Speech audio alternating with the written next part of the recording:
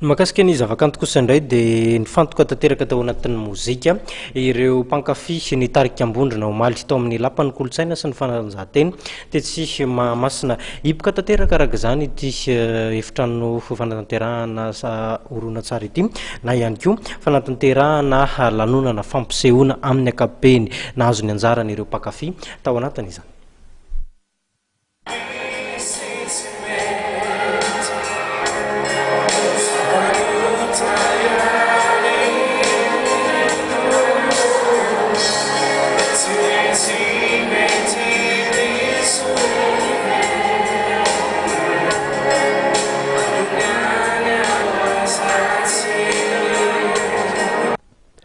Fenipika ny lapan'ny fanatanjahantena sy ny kolontsaina etsy Mahamasina omaly nandritra ny fampisehoana ny arana tamin'ny tarika Ambondrona.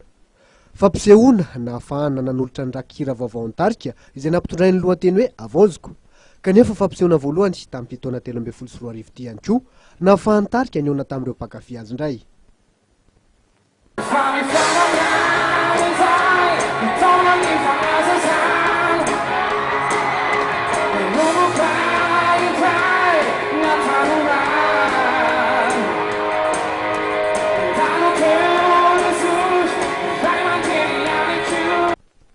Irano safidina manokana no natolotry ny tarika ireo mpankafy izay azo lazaina arak'izao ambiansa tsikaritra izao fa dia afa-po avokoa.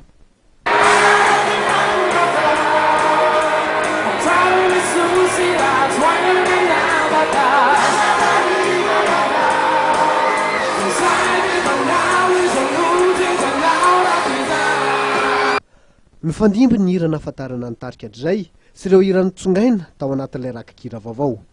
Tsy hijanona hatreo fa mieritreritra ny hiroso amin'ny fitetezam-paritra ihany koa ny tarika Ambondrona mandritra ity taona ity na eto an-toerana izany na eo amin'ny lafiny iraisam-pirenena.